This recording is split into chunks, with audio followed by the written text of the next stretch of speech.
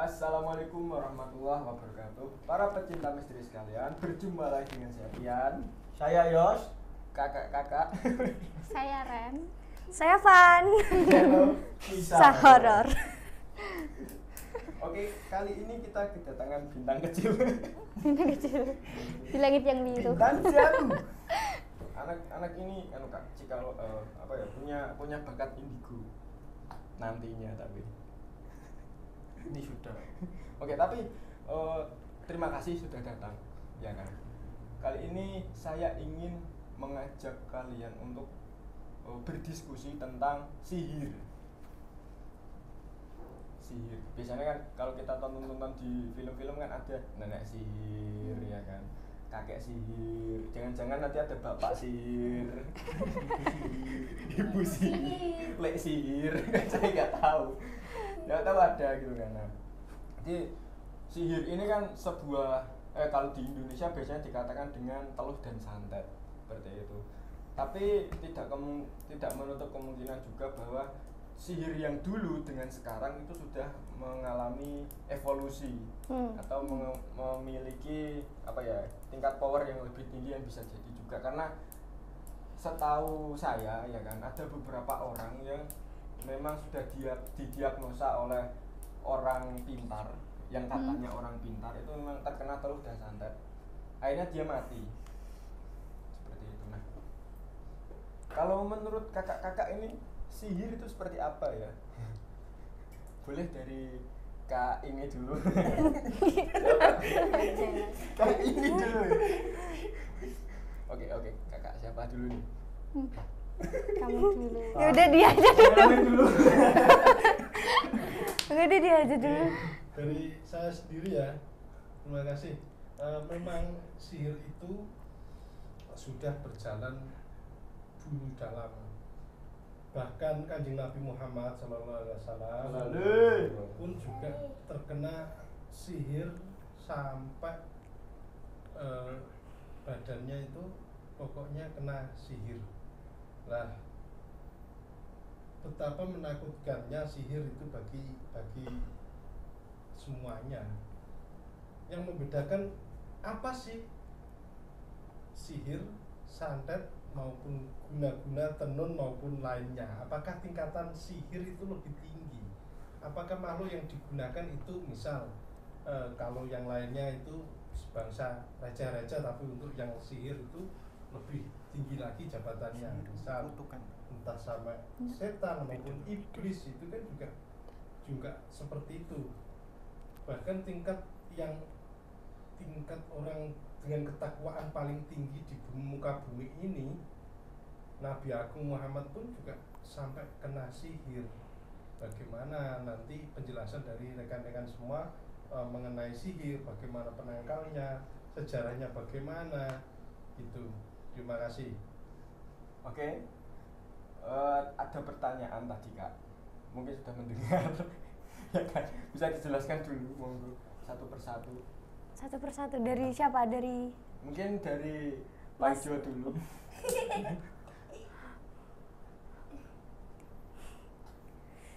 Ya, menurut saya untuk sihir kan itu sebuah cerita. Ya, kalau menurut Jawanya kan santet ataupun tenun itu dia. Teluh ya. Tenun. kain kali ya. Kain. Maaf. Ya, kalau menurut saya itu emang sihir itu ada. Kalau menurut orang Jawanya itu Sabtu Beda. Apa guna-guna? Apa gini, kalau kita penjelasannya terlalu mungkin jenengan memang Ahmed Sewu kurang berkomentar, misal bagaimana kita menarik makhluk yang melakukan itu, kira-kira seperti itu. Apakah ada penjelasan dulu? Monggo. Saya tambahin ya Kak. Jadi teluh, santet dan sihir itu aslinya jadi satu, cuman beda penyebutan di setiap negara. Tapi memang untuk bahasa pakemnya itu sihir, memang dari zaman Rasul pun sudah ada yang namanya sihir. Nah, sihir itu kan hubungan kerjasama antara orang gabut dengan makhluk yang tak kasat mata gitu, baik itu wujudnya setan, pocong, genderuwo, tukang bakso, tapi itu dilakukan untuk istilahnya apa ya, menyakiti orang lain, bahkan efek yang paling buruk adalah sampai meninggalkan rumah. Seperti itu. Nah, kalau menurut cerita yang saya pernah dengar di zaman Rasul dulu yang tadi kakak kameramen katakan adalah ada yang namanya buhul. Buhul itu sebuah benda. Kalau saya menyebutnya sekarang itu sebuah terminal. Di mana terminal ini itu ditanam, tapi di terminal itu dikaitkan gitu loh antara misal ada rambut, ada gigi, pakaian atau apapun ya kan. Itu digunakan sebagai terminal, kemudian dimix dengan beberapa racikan-racikan menurut orang yang katanya pintar itu, dijampi-jampi, kemudian diakatkan dengan sesosok makhluk. Seranglah yang punya rambut ini, seranglah yang punya baju ini, seperti itu. Nah, wujud seranganmu nanti seperti ini ya gitu. Jadi ketika buhul ini tidak bisa terdeteksi atau tidak bisa diambil ya kan, mungkin untuk efeknya akan berlarut-larut, mungkin juga akan berakibat lebih fatal lagi, seperti itu sih. Ya cerita emang tadi yang dibicarakan kameramen kan itu seperti kisah Nabi Ayub ya, yang mempunyai penyakit kulit yang paling lama dicoba Allah dan dia kuat. Ya alhamdulillahnya dia mencoba kuat dan juga usaha pun menjadi hancur sampai dia sakit tidak bisa apa-apa, dan juga emang Allah menyatakan dia emang kuat terus sabar dan juga diangkat derajatnya lagi turunkan dia. Itu menurut rekan Jan itu termasuk sihir ya? Oh, saya sejujurnya belum pernah membaca cerita tersebut ya kan, karena mungkin itu berdasarkan cerita dan cerita tersebut juga berdasarkan cerita lagi, mungkin saya tidak bisa mengejudge bahwa itu salah dan saya juga tidak bisa membenarkan seperti apa gitu sih. Terus tambahan lagi, sihir atau santet yang selama ini pernah mungkin pernah beberapa orang rasakan, saya sendiri juga merasakan dan beberapa lingkungan saya merasakan. Jadi itu sebenarnya beda-beda gitu. Bedanya seperti ini. Kalau sihir tubuh atau fisik itu orang tersebut akan mengirimkan kita kayak entah apa yang membuat tubuh kita tuh merasa biasanya tuh capek, kelelahan, kurus, udah mau makan seberapa banyak pun kurus. Kayak satu contoh kasus, ada salah satu seorang pria disukai sama perempuan. Si perempuan ini melakukan santet kepada seorang pria tersebut. Ya pada akhirnya ya ini daging sama kulitnya jadi satu, tapi perutnya membesar. Terus ada juga kalau semisal ya memang dari fisik kelihatannya kuat, cuman biasa juga santet dikirim melalui langsung ke tubuh gitu. Jadi entah organ dalam apa yang akan diserang. Biasanya bisa kedetek melalui medis ataupun saat dicek di kesehatan tidak terdeteksi. Ada juga yang melalui santet lewat rumah atau bangunan. Maksudku adalah seperti ya memang bangunan kan kalau kayak gini kan temboknya nggak, suatu bangunan pasti nggak akan dibuat bolong-bolong atau ada celah karena kan untuk tempat tinggal. Tapi kalau dilihat secara supranatural, memang ada beberapa bangunan yang memiliki lubang-lubang tertentu dan itu biasanya untuk si pelaku mengirimkan santet. Terus ada juga yang jika dia tidak suka bisa memendam sesuatu, entah barang, foto atau berupa apapun di dalam tanah. Itu yang lebih sulit untuk dibenahi biasanya. Benar. Ya itu yang ditanam itu kalau istilah dulunya itu buhul, terminal tadi. Iya. Ya. Kalau dari Kak Rain, Dia mulu dari tadi Neng. Bingung mau ngomong apa. saking gitu ya kak, saking banyaknya dapat gambaran ya, dia bingung ngeblank gitu. Soalnya sering ngatasi kasus kayak gitu gitu. Wah langsung eksekutor berarti kak. Dia salah satu contoh yang tadi saya sebutkan, seorang pria dan wanita itu aku sama dia yang kebetulan ingin jadi satu, dan itu emang kurus banget, sekurus itu, jadi dia udah nggak bisa aktivitas, nggak bisa bekerja, jadi di rumah terus. Terus Tapi perutnya sembuh gak, besar. Kak? Alhamdulillahnya sembuh. Udah mendingan ini. Sudah tinggal jalannya. Tinggal jalannya. Itu berarti makhluk yang menyerang, makhluk yang menyerang itu berupa apa kalau menurut kakak dari kasus lelaki yang kering tadi? Kalau aku waktu itu dapatnya untuk apa ya, tubuhnya tuh tidak bisa dideskripsikan ya teman-teman, tapi soalnya saking jeleknya, saking buruknya, saking tidak beraturannya, entah kepalanya ada di bagian mana, di mana, tapi yang jelas dia menghisap darah sama sari-sari makanan. Dan itu enggak satu doang gitu. Iya, jadi banyak gitu. Banyak makhluk Soalnya yang bangunan rumahnya dia juga ada kayak bolong itu tadi yang saya sebutkan, tapi kalau kita ngeliat dari supranaturalnya, Iya. Ekstrim juga ternyata sihir ini.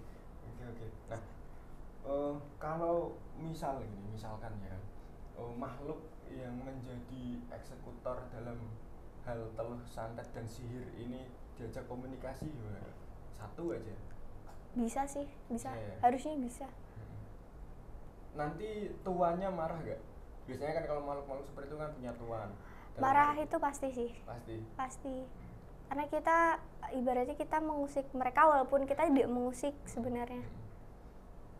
Oke. Nah, atau gini, makhluk lain yang memang tidak memiliki keterkaitan apapun dengan sihir, santet atau teluh ini, tapi dia mengetahui seperti apa sih jalan santet ini, kemudian akadnya seperti apa gitu. Mau ambil opsi yang mana? Langsung pelakunya atau makhluk yang mengetahui tentang hal ini? Bisa dua-duanya, Anda harus pilih salah satu. Oke. Oh iya. Oke. Boleh. Nanti biar masuk ke rekan Pak Ijo saja. Iya. Bad quotes bagus ya. Sebelum ke arah sana, Heeh. jadi aku punya cerita lagi. Kebetulan saudara aku ini baru pergi sama apa ya ibaratnya, jadi bude aku ini baru pergi sama temennya, katakanlah di suatu kota A ini. Saat perjalanan akan ke tempat apa ya, waktu itu mau ziarah, tapi emang lewatnya sawah-sawah, jadi jarang ada pemukiman. Baru di perempatan jalan depan, kalau nggak salah ya teman-teman, saya agak lupa. Dia jadi kebetulan teman bude saya ini juga bisa lihat. Iya, bisa lihat. Jadi rumah ini megah, mewah, dan ternyata si punya rumah ini mengambil jiwa-jiwa manusia yang tidak berdosa, jadi dijadikan pagar rumah. Maksudnya saya kan kalau pagar kan dia dari besi atau dari apa, nah ini pagar dia tuh dari manusia-manusia tersebut, tapi manusia yang tidak kasat mata. Nah, jadi jika ingin membebaskan salah satu jiwa dari manusia yang dipagar, harus ada negosiasi. Jadi kayak oke, aku ambil nih punya kamu, aku ngebebasin, tapi kasih aku sesuatu. Entah kamu mau ngasih jiwa yang baru, entah itu berupa darah, uang, atau segala macam. Jadi itu banyak banget. Itu ada anak kecil, ada perempuan, ada laki-laki gitu. Terus tadi kalau untuk tingkatan, sebenarnya untuk yang tingkatan santet atau sihir ini tuh masih berada di level 1 karena dia kan masih minta ke dukun ini minta ke tumbal gitu. Itu masih berada di tahap bawah. Kecuali kalau tahap tingkatan atas seperti iblis, kan iblis tidak meminta tumbal entah manusia atau apa, dia langsung terikat dengan jiwa kita, jadi perbedaannya sangat jauh. Jadi itu masih level bawah gitu. Ekstrim. Oke. Jadi seperti itu ya Kak ya. Nah, jadi dia mengambil jiwa-jiwa orang itu kan, itu dia menggunakan seperti contoh ada orang lewat kemudian dibunuh atau bagaimana? Enggak, jadi kalau semisal dia jadi kan si pemilik rumah ini kan pasti juga bisa melihat dengan tak kasat mata, cuman memang salah arah saja. Jadi semisal dia nemu apa di jalan diambil, kalau tidak ya memang dia ke dukunnya untuk ada nggak jiwa atau korban yang akan ditumbangkan seperti itu. Oh jadi itu orang-orang yang menjadi tumbal? Iya, karena ini untuk kekayaan. Oh. Bisa bisnis seperti itu bisa? Bisa, sangat bisa sih. Bisa. Jadi ada korban di sini, keluarganya mengetahui boleh kalau mau diambil silakan. Ini ya kak paketnya, paket A, paket B gitu. Jadi waktu itu kan teman budi aku ini posisinya di samping kiri supir mobil, ya kan? Di depan baru. Iya, di depan. Terus budi aku kan di belakangnya pas. Nah kebetulan tuh mereka ngerekam, maksudnya dari perjalanan mau ke tempat ziarahnya itu emang waktu pas ngelewatin rumah ini tuh nggak kameranya udah nggak bisa. Jadi baru setelah ngelewatin rumah itu baru bisa gitu. Iya. Gimana rekan main? Rekan Yos. Ayo. Mau langsung tarik satu? Boleh banget. Ada rekomendasi Kak Van atau Kak Rain makhluk yang bisa diajak untuk berkomunikasi? Ada banyak, cuma mereka nggak mau buka.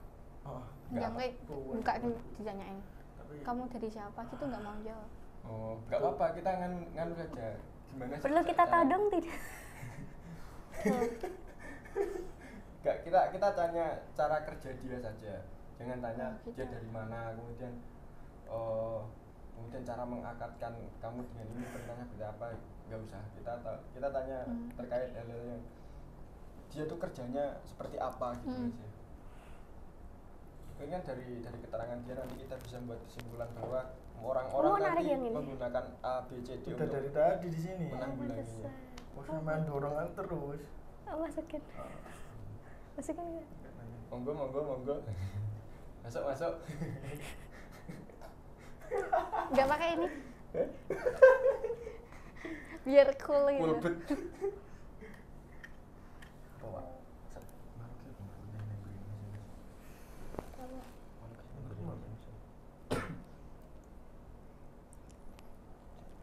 Perempuan tuh tapi lebih dilihat tuh kayak gendruwo gitu. Cuman aslinya memang bukan itu.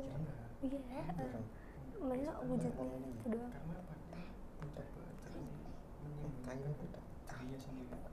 Kayaknya sudah tadi dulu. Lah, anu nih kosong. Bisa bertanya kepada dia tentang dia dari mana dan dia punya siapa. Kita todong dia untuk bicara, teman-teman. Oke, silakan langsung masuk.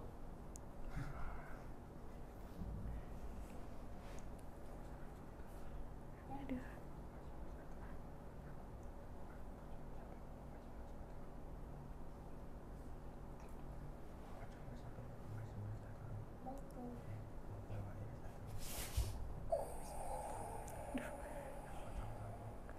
Jadi saya salah memilih bangku, teman. Oke. Assalamualaikum. Gitu ya, jangan salah. Kok kan biasanya ngomong di Jawa ta?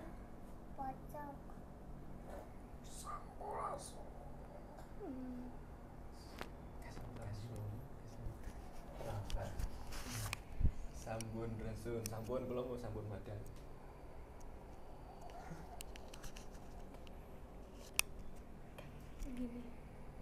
Balik itu. Lek. Halo? Saking pundi? Tekon ndi? Dari mana?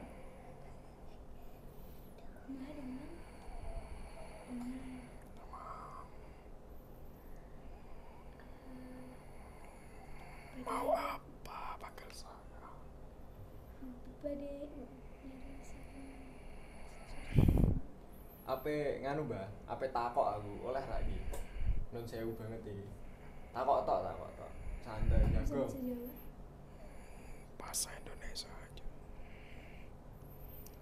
Mau bertanya, kita ngobrol-ngobrol gitu loh. Boleh ya? Boleh ya? Ya, Nah, jenengan Anda ini merupakan salah satu makhluk yang dipergunakan untuk sihir, teluh atau santet.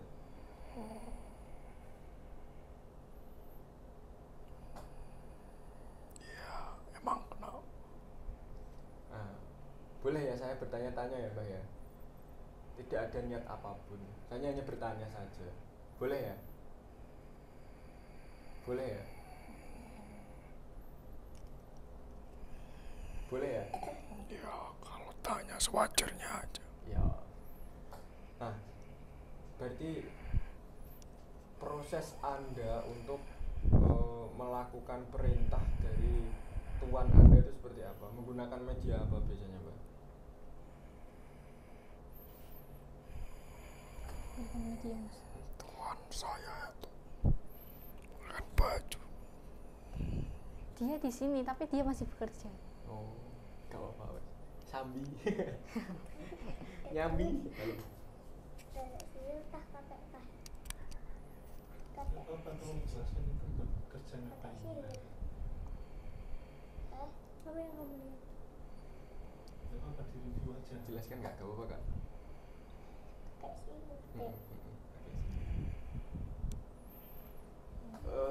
Sepertinya dia melihat sesuatu. Apa yang kamu lihat? Apa sudah delok? Sudah delok apa? Kakek sihir. Kakek sihir. Oh tidak ada. Oh tidak. Oh tidak. Apa yang sedang kamu bawa? Dia tuh selalu kayak perutnya korban. Selalu kayak Diuter-uter gitu. dia nggak tahu kayak diter-ter gitu. Kamu lagi kerja untuk siapa? Bukan urusan Anda. Pastinya. Mau apa? Jangan buang-buang waktu saya. Nah, jadi Mbak, ya kan, upah yang Anda dapat setelah mengerjakan ini apa?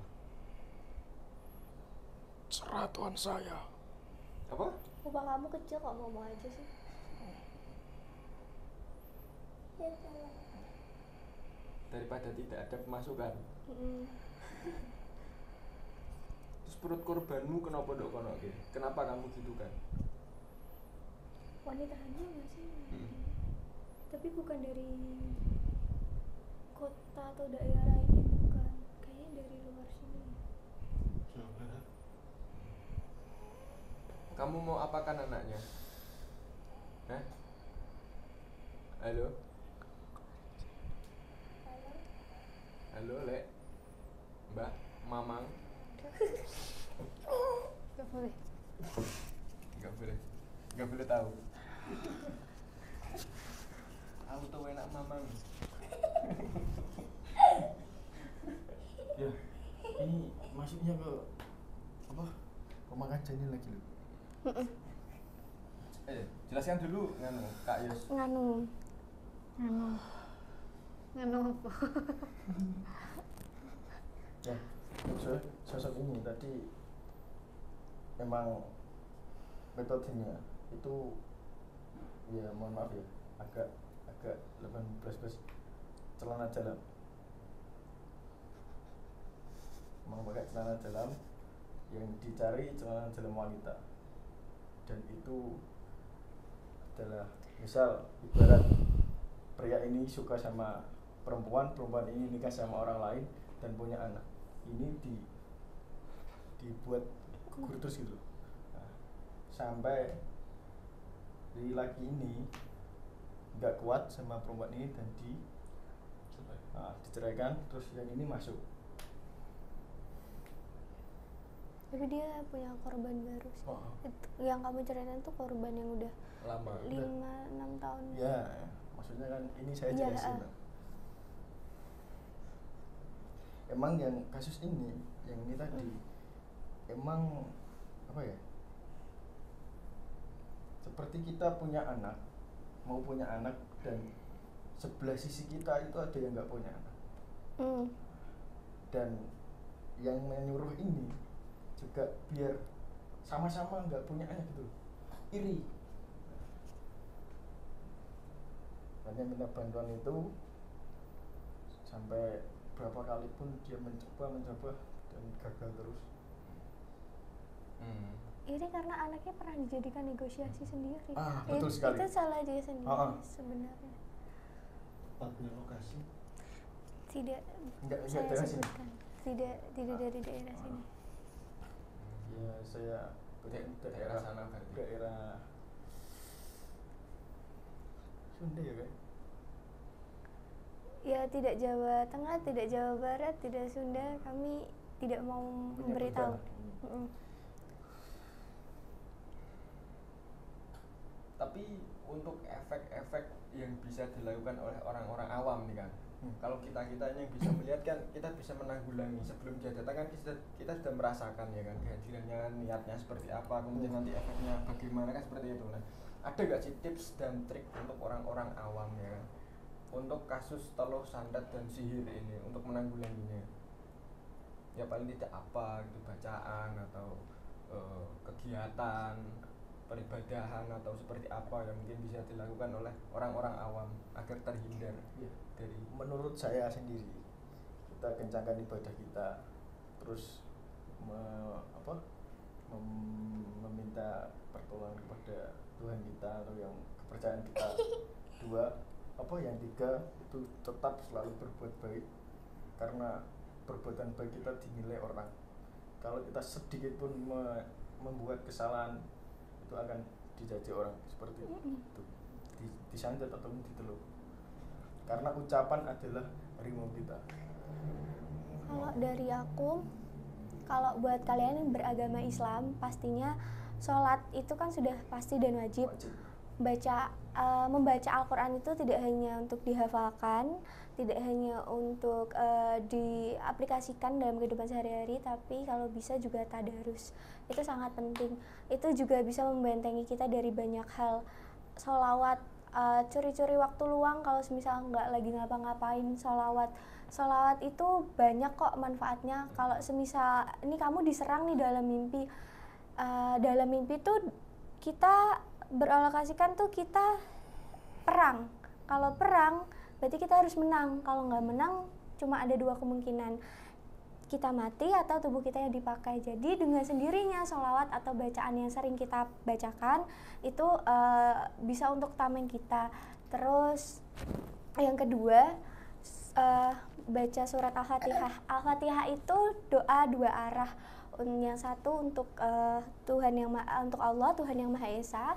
Yang kedua untuk diri kita sendiri. Kalau enggak nih, semisal kamu punya tanaman apa atau lagi sapu-sapu halaman, bisa kok sambil sholawatan, baca-baca. Itu dengan sendirinya yang mau ngirim tuh juga akan mental, karena nggak bisa sama karena udah di rumahnya udah ada taman bacaan sendiri.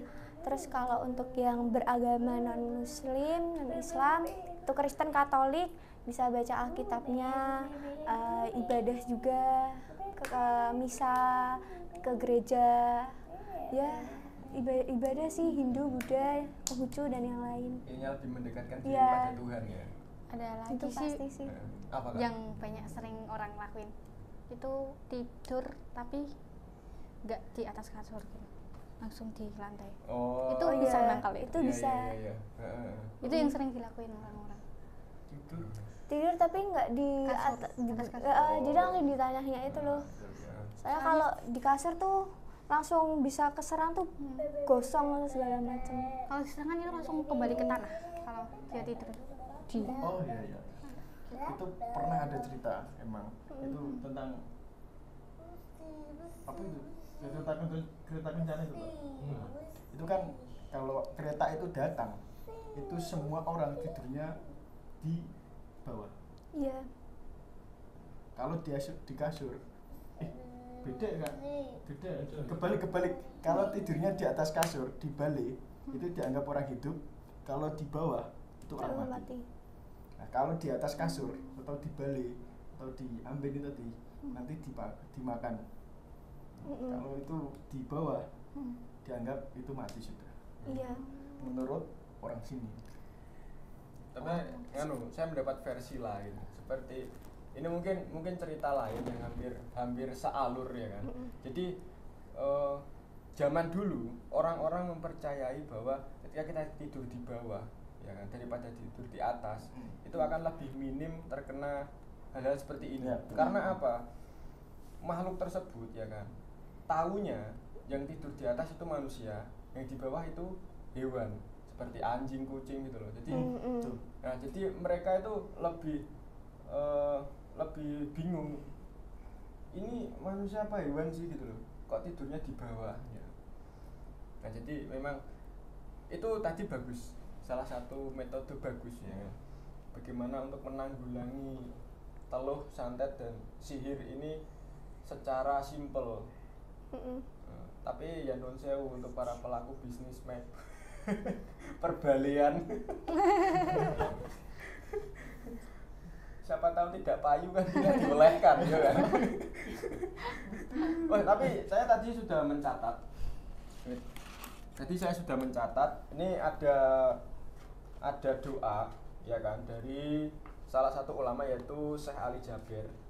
Nanti akan ditulis juga di deskripsi ya kan.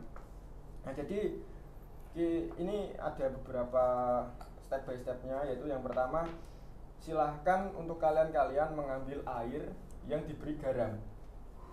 Cukup 1 gelas saja air yang diberi garam. Kemudian air garam tersebut dibacakan doa ya kan dengan niat agar supaya perlindungan dan pengayoman dari Allah itu turun atas dasar air yang didoakan tadi. Nah, doa-doanya antara lain adalah yang pertama Al-Fatihah sebanyak 7 kali, 5 ayat pertama surat Al-Baqarah 1 kali, ayat kursi sebanyak 7 kali ya kan, 3 ayat terakhir surat Al-Baqarah 1 kali, kemudian Al-Ikhlas, Al-Alaq dan An-Nas masing-masing 3 kali, kemudian ditiupkan ke air. Nah itu bisa ditaruh di galon sedikit, kemudian di bak mandi sedikit, kemudian di ember. Nah kalau yang ditaruh galon itu untuk diminum, untuk yang di bak mandi itu untuk mandi ya kan, yang di ember itu disiram-siramkan ke depan rumah, bisa ke halaman atau mungkin di sudut-sudut rumah. Jangan kebalik, galonnya buat mandi, galonnya buat ngeprok tamu. Nah mungkin itu tadi, nanti ini ya kan akan ditulis di deskripsi. Mungkin nanti untuk para pecinta misteri sekalian yang memang mau atau berkenan bisa diaplikasikan. Ini salah satu ijazah sih kalau menurut saya dari Syekh Ali Jaber. Itu ya, semoga itu juga menjadikan jariah sih buat beliau ya kan. Seperti itu. Ada tambahan lagi Kak sebelum kita closing?